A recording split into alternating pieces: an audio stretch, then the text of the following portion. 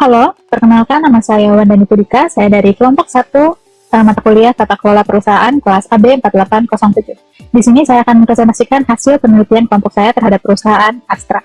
Anggota kelompok saya diantaranya ada Anissa Mutiara Firda, Dinda Nur Rahma, Tika Najwa Mulkia, Masyanda Faradiba, Nadia Damayanti, dan saya sendiri. Pertama, kita akan membahas sedikit tentang profil singkat perusahaan. Astra sendiri berdiri pada 20 Februari 1967 di Jakarta dengan nama awal PT Astra International Incorporated.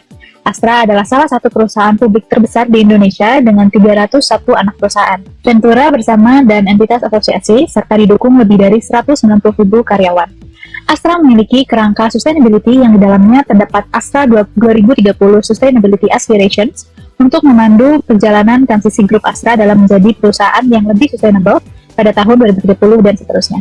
Untuk visinya sendiri, Astra ingin menjadi salah satu perusahaan dengan pengelolaan terbaik di Asia Pasifik dengan pertumbuhan yang berkelanjutan dan struktur keuangan yang solid. Lalu visi selanjutnya adalah menjadi perusahaan yang intelijen dan agile yang berfokus pada karyawan, pelanggan, dan masyarakat. Untuk misi perusahaan Astra sendiri yaitu sejahtera bersama bangsa dengan memberikan nilai terbaik kepada para pemangku kepentingan. Lalu selanjutnya kita akan membahas terkait struktur tata kelola perusahaan Astra. Struktur tata kelola di PT Astra International Tbk dibuat supaya perusahaan bisa berjalan secara sehat, transparan, dan akuntabel, serta memastikan semua keputusan diambil dengan pertimbangan yang tepat. Yang pertama contohnya ada rapat umum pemegang saham. RUPS adalah tingkatan tertinggi dalam struktur perusahaan. Semua keputusan penting yang menyangkut arah dan kebijakan perusahaan dibahas dan disetujui di sini. Lalu selanjutnya ada Dewan Komisaris.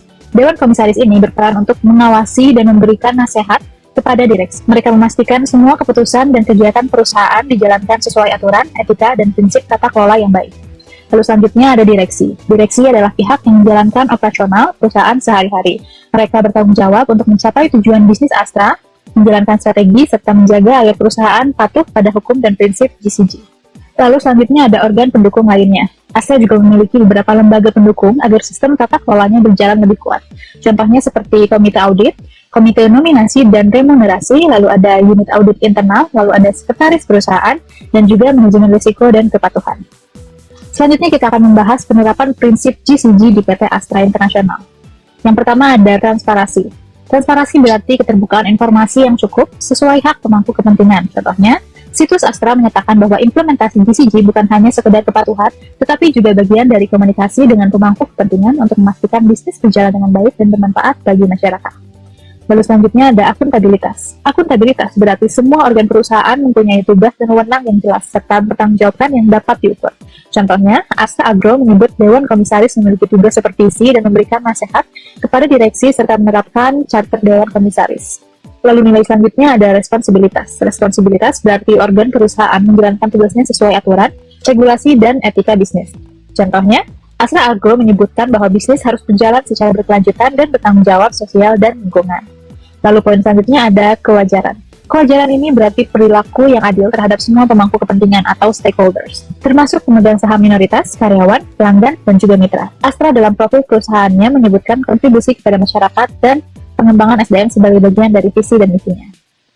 Lalu selanjutnya adalah poin independensi. Independensi ini berarti pengambilan keputusan bebas dari dominasi pemangku kepentingan pengendali, konflik kepentingan atau tekanan eksternal yang tidak wajar. Contohnya, Astra Agro menyebutkan bahwa Dewan Komisaris tidak boleh merangkap sebagai direksi untuk menjaga independensi. Selanjutnya kita akan membahas sistem dan mekanisme pengawasan di PT Astra. Yang pertama ada audit internal. Tim audit internal rutin memeriksa kegiatan perusahaan untuk memastikan tidak ada kesalahan atau penyimpangan lalu melapor ke direksi dan Dewan Komisaris.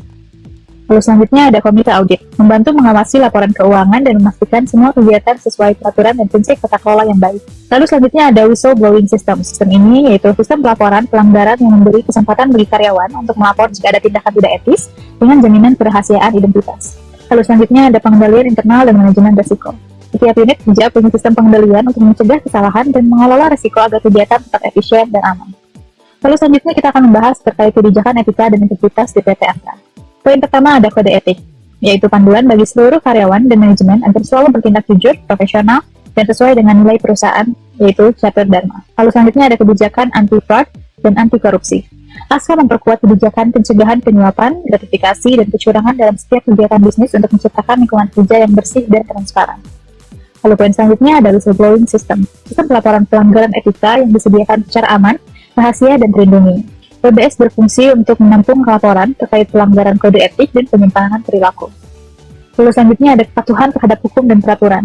Seluruh kegiatan bisnis Astra wajib mengikuti peraturan pemerintah, ketentuan OJK, serta standar etika yang berlaku di industri otomotif dan jasa keuangan. Baik, kesimpulannya, PT Astra International Tbk menetapkan tata kelola perusahaan yang kuat dan transparan melalui struktur yang jelas, yaitu RUPS, Dewan Komisaris, dan Direksi, serta didukung oleh berbagai komite dan unit pengawasan. Penerapan prinsip tarif atau transparansi, akuntabilitas, responsibilitas, independensi, dan kewajaran memastikan setiap kegiatan perusahaan berjalan etis dan profesional. Selain itu, Astra juga memiliki kebijakan etika, anti-fraud, dan whistleblowing system untuk menjaga integritas serta kepatuhan terhadap hukum, guna mewujudkan visi menjadi perusahaan yang berkelanjutan dan berintegritas tinggi. Berikut adalah daftar pustaka kami. Baik, sekian yang dapat saya dan kelompok saya sampaikan. Terima kasih atas perhatian Anda.